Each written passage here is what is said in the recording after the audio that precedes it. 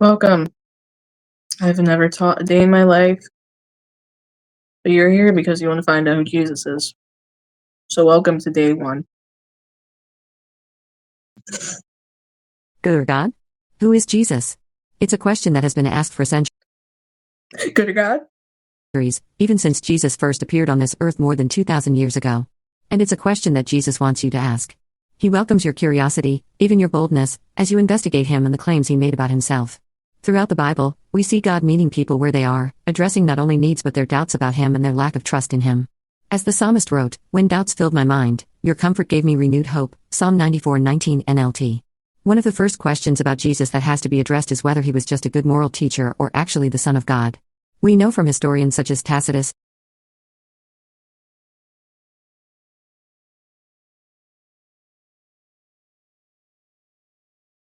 Suetonius, Pliny the Younger, and Flavius Josephus, all non-biblical sources, that Jesus was a real individual who existed in time and space.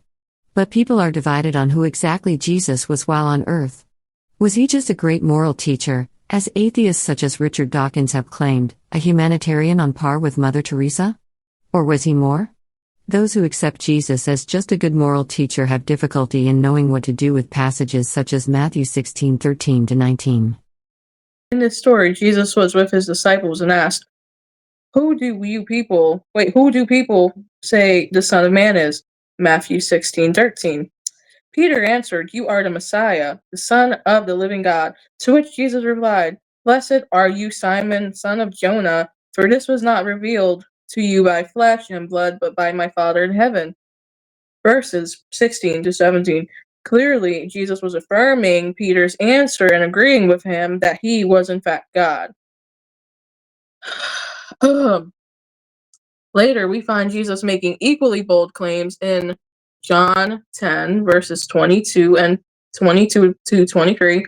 Some of the Jewish leaders asked Jesus to tell him plainly whether he was the Messiah.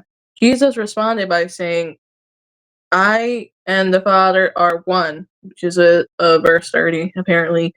Immediately, the Jew leaders pick up some stones to put him to death. They certainly believed that Jesus was stating that he was equal with God, for they told Christ that they were stoning him for blasphemy because you claim to be God. As C.S. Lewis once noted, many people say, "I'm ready to accept Jesus as a great moral teacher, but I don't accept his claim to be God." This is the thing that we must not say. He has not left that open to us. He did not intend to. Jesus wasn't crucified for being just a good man. He was ultimately put to death because he claimed to be God. Why did my screen turn blank? When he had the chance to recant at the end, he didn't back up or retract any of his statements. So who do you say Jesus is, brain? Was he good or actually God? Think about the question in the light of his presence in history. The eyewitness account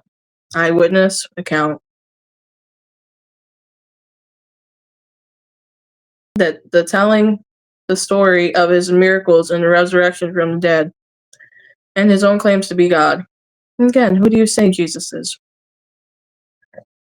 Excuse me. And your homework is to respond. How would you describe your understanding of who Jesus is?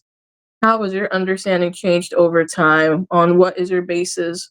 What is your concept of Jesus based? So if y'all want to answer some of these questions after the plan, if you do your homework, you can. What does it mean to you to say that Jesus is God? What difference does it make to declare that he is God? And the last question, why is it important to wrestle with the question of whether Jesus is just good or if he is actually God? How does resolving this question impact your faith in him?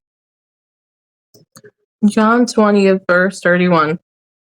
But these are written so that you may believe that Jesus is the Christ, the Son of God, and that by believing you may have life in his name, eternal life. John 10:20, verse 22 to 32. At the time the Feast of Dedication took place at Jerusalem, it was winter, and Jesus was walking in the temple in the colonnade of Solomon. So Jews gathered around him and said to him, "How long will you keep us in suspense? If you are the Christ, tell us plainly." Jesus answered them, "I told you, and you do not believe me. The works that I do in my Father's name bear witness about me, but you do not believe me because you are not amongst my sheep. My sheep hear my voice, and I know them, and they follow me. I give them eternal life, and they will never perish. No one will snatch them out of my hand. My Father who has given them to me is greater than all, and no one is able to snatch them out of my Father's hand. I and the Father are one." And then the Jews picked up stones to stone him. Jesus answered them, "I have shown you many good works from the Father. For which of them are you going to stone me?" Because Jesus was that guy. He was that guy. He don't care about your feelings. It's truth and facts over feelings. He was that guy. Now, when Jesus came to the district of that place, he asked his disciples, "Why do people say that?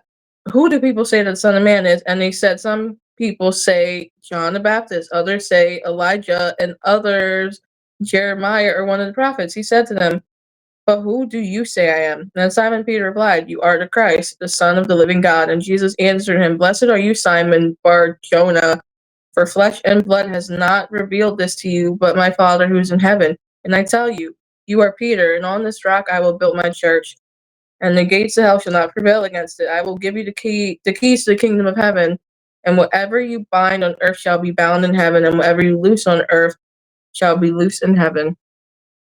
Thank you.